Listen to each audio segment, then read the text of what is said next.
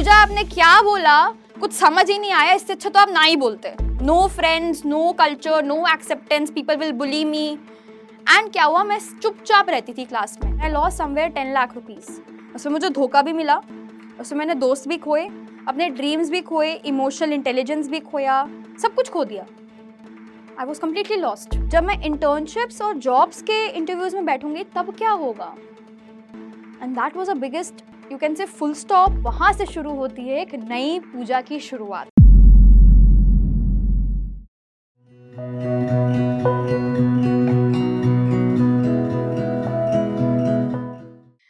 एक लड़की जिसको कंप्लीट 8 साल तक बॉडी शेम किया गया था अपने स्कूल मेट्स के द्वारा, वो अपनी पहचान भूल चुकी थी, वो अपना अस्तित्व भूल चुकी थी, हमेशा एंजाइटी में रहती थी, अंडर कॉन्फिडेंट रहती थी, चुप रहती थी, कोई फ्रेंड्स नहीं थे उसके। और वो लड़की कौन थी? वो लड़की थी मैं वो लड़की थी जिसने वो सारे इमोशंस फेस करे हैं। एक छोटी सी लड़की जो सिर्फ 8 या 10 साल की थी, इसका वेट थोड़ा ज़्यादा था, हाइट थोड़ी छोटी थी, बट सारे फ्रेंड्स उसको बॉडी शेम करते थे कि ये कुछ शायद कर नहीं सकती अपनी ज़िंदगी में। क्यों? क्योंकि वो मोटी है। क्यों? क्योंकि वो थोड़ी सी छोटी है। एंड व्हाट हैपेंड वाज, जैसे जैसे टाइम बीतता गया, मैं एक ऐसे जोन में चली गई जहां से मैं खुद को कभी वापस ला ही नहीं सकती थी। ऐसा मुझे लगा करता था कि मैं कभी शायद कुछ बन ही नहीं सकती हूँ अपनी लाइफ में। क्या मेरे कभी दोस्त भी बनेंगे?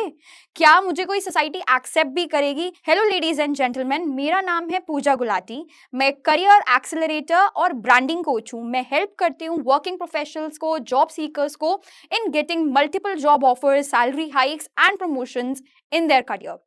और यहाँ पे मैं आई हूँ आपको एक छोटी सी लीस ऑफ होप देने के लिए कि अगर मैं इतने सारी मुश्किलों से आगे बढ़ के अपने आप को कहीं खड़ा कर सकती हूँ, अगर एक 23 साल की लड़की ये सब कर सकती है, तो आप क्यों नहीं कर सकते?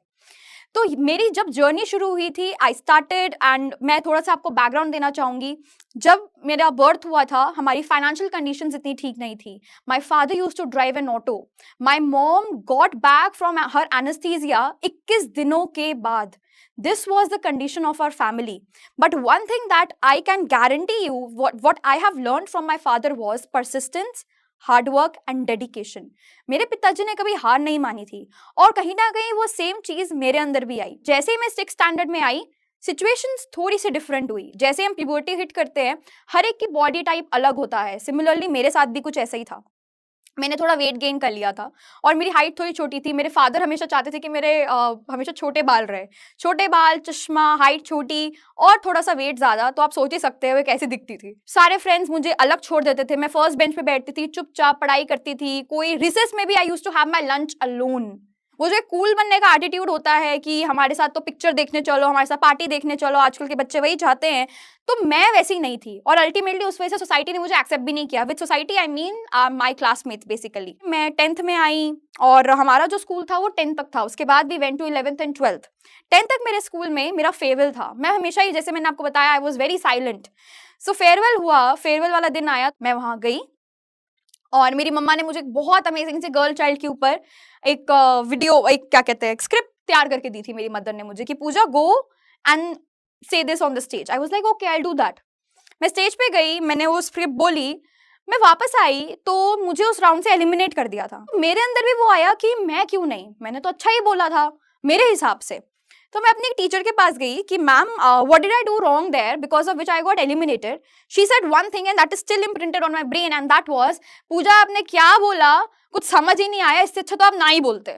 तो क्या एक 15 साल के बच्चे को, जो शायद पहला कदम बढ़ा रहा था अपने आप को प्रूफ करने के लिए, क्या उसे ऐसे स्टेटमेंट्स देना राइट था? I leave this question on you people, and I want you to comment down कि क्या ऐसा स्टेटमेंट किसी बच्चे को देना सही था, या फिर उसे ये बोला जा सकता था कि बेटा चलो मैं आपको बताती हूँ इसको आप और अच्छे से कैसे कर सकते थे, कि अब आप यहाँ से नए स्कूल में जाओगे तो वहां पे आप मिस फेयरवेल जरूर बन पाओगे अगर आप ये 5 चीजों को याद रखोगे। ये भी तो एक ऑल्टरनेटिव हो सकता था ना, लेकिन वो हुआ ही नहीं। कहानी आगे बढ़ती है, मैं नए स्कूल में जाती हूँ, 11th एंड 12th। वो एक ऐसा स्कूल था जहां मेरे पिताजी का सपना था कि वो भी कभी पढ़े। मैंने वहां अपना एंट्रेंस क्लियर किया, एंड वहां पे मेरा नाम जब आया था रिजल्ट, तो मेरा नाम सबसे ऊपर था। My father was very happy that day. मैंने वहाँ एडमिशन लिया और जो बैगेज मेरे उन दोस्तों ने मुझे वहाँ दिया था, वही सेम बैगेज में इस स्कूल में भी लेके आए कि मुझे तो कोई एक्सेप्ट ही नहीं करेगा। और देखा जाए उस टाइम मेरा वजन और बढ़ गया था। क्यों? 10th के बोर्ड्स के टाइम पे स्ट्रेस होता है, प्रेशर होता है, आप बैठे बैठे खाते हो, एंड अल्टीमेटली मेरा वजन और बढ़ा। एंड क्या हुआ, मैं चुपचाप रहती थी क्लास में। उस चुपचाप रहने में क्या हुआ, जितनी भी अपॉर्चुनिटीज आती थी वो सब मेरे हाथ से जाती गई। मॉनिटर बनना, क्लास का रिप्रेजेंटेटिव बनना, किसी सोसाइटी में पार्टिसिपेट करना, असेंबली में पार्टिसिपेट करना, वो सारी अपॉर्चुनिटीज तो मेरे यहाँ से जाती गई। क्यों? बिकॉज मेरे अंदर से ही वो इतनी स्ट्रेंथ नहीं थी कि क्या मैं वो चीज कर पाऊंगी। ऐसी नौबत आ गई थी, मेरे सेल्फ कॉन्फिडेंस इतना लो हो गया था कि जब मैं नए स्कूल में गई 11th 12th, मेरे पिताजी ही मुझे लेने आते थे, मेरे पिताजी ही मुझे छोड़ने आते थे स्कूल में। उसके बाद मेरे फादर ने क्या किया, मुझे एक एनजीओ ज्वाइन करवाया।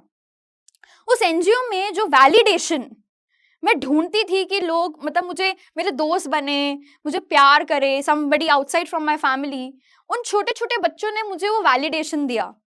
और उस वैलिडेशन के मिलते ही मेरा कॉन्फिडेंस अपने आप इतना ज्यादा बढ़ गया। उसके बाद मेरा रिजल्ट आया 12th स्टैंडर्ड का, आई स्कोर्ड समवेयर अराउंड 95.6%। इतने परसेंटेज लाने के बाद भी मुझे अपना ड्रीम कॉलेज तो नहीं मिला, लेकिन जो कोर्स करना था वो मिला। और वो कोर्स भी मैंने इसलिए किया क्योंकि वो एक प्राइम कोर्स है दिल्ली यूनिवर्सिटी का।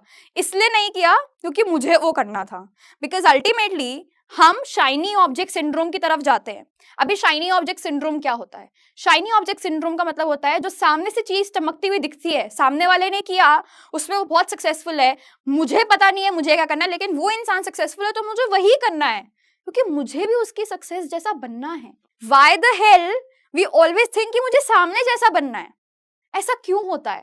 लेकिन तब इतनी समझ नहीं थी। मैंने लिया इकोनॉमिक्स ऑनर्स, मैंने एडमिशन लिया दिल्ली यूनिवर्सिटी में। पहले दिन कॉलेज की जाती हूँ, मैं डर के आधे घंटे में वापस मेट्रो बैठ के घर आ गई। क्यों? इतने टैलेंटेड बच्चे देखने की, इतना टैलेंट देखने की आदत ही नहीं थी। और मैं अपने आप को सोचने लगी कि मैं यहाँ पे 2 दिन से ज्यादा तो सर्वाइव कर ही नहीं पाऊंगी। I am in an alien world. मेरे माँ बाप ने मुझे कहाँ भेज दिया और क्यों भेज दिया? वुमेन डेवलपमेंट सेल में मैं इंटरव्यू देने जाती हूँ, मुझे स्ट्रेट अवे रिजेक्ट कर दिया जाता है। मैंने रीजन पूछा, उन्होंने बोला कि Pooja, we really like your instinct that you really want to contribute to the women of a society, but we think that you are not skilled enough to become a part of the society. आपको difference पता चला? नियत है but skill नहीं है। सिर्फ नियत अगर आपकी अच्छी है तो आप उससे कभी कुछ नहीं कर सकते हो। हम बोलते हैं ना हमारी नियत बहुत अच्छी है तो भगवान हमारे लिए हमेशा कुछ करेगा।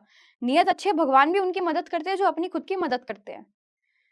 मेरे को 3 ऐसे फेलियर्स मिले, मेरे को ऐसे रिजेक्शंस मिले, और फिर मैंने अपने आप से पूछा कि पूजा, अगर ये सोसाइटी में अगर मैं रिजेक्ट हो रही हूँ इंटरव्यू के लिए, तो आज से 3 साल बाद या 2 साल बाद जब मैं इंटर्नशिप्स और जॉब्स के इंटरव्यूज में बैठूंगी तब क्या होगा?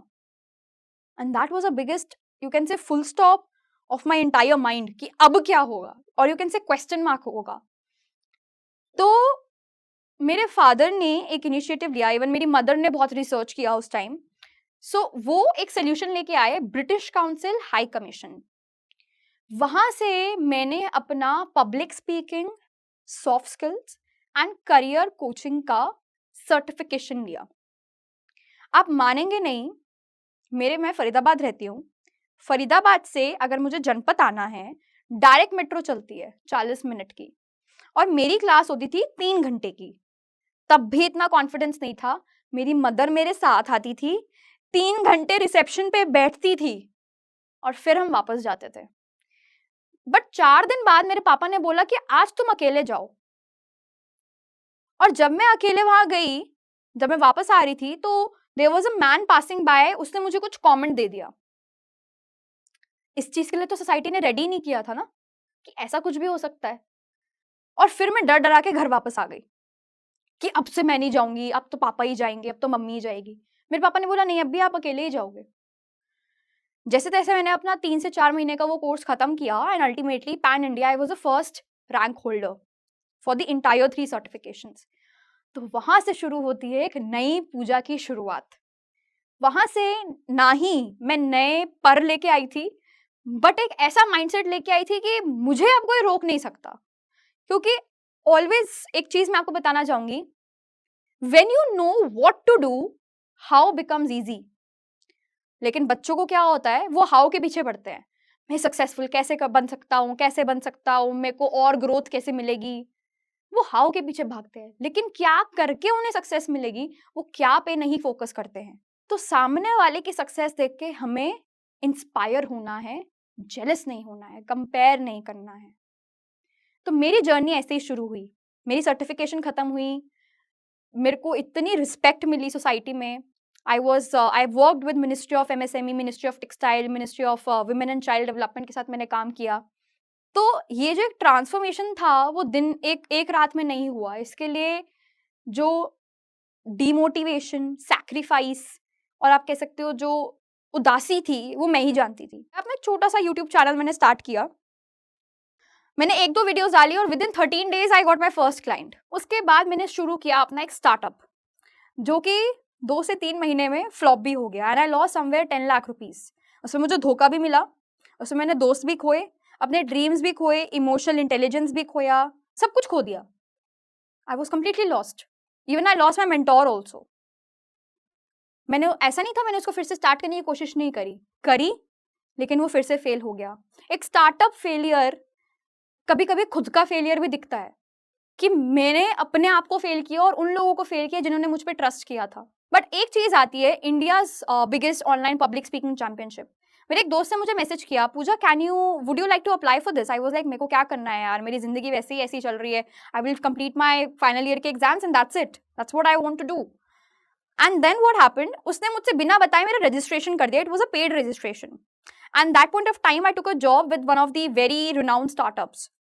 It was a work from home. सो मेरी नाइट शिफ्ट होती थी, तो उसने मेरा एनरोल किया। मैं नाइट शिफ्ट करके वीडियो शूट करती थी कंपटीशन के लिए 6 से 7 टेक्स में, एंड अल्टीमेटली वो ऐसे स्पाइरल चलता गया। बहुत सारी चीजें हुई उसमें, and I was the 3rd rank holder in that particular India's biggest online public speaking championship out of 8,000 participants. अगर मेरा स्टार्टअप फेल नहीं होता तो क्या मैं आपको वो लीस ऑफ होप दे पाती?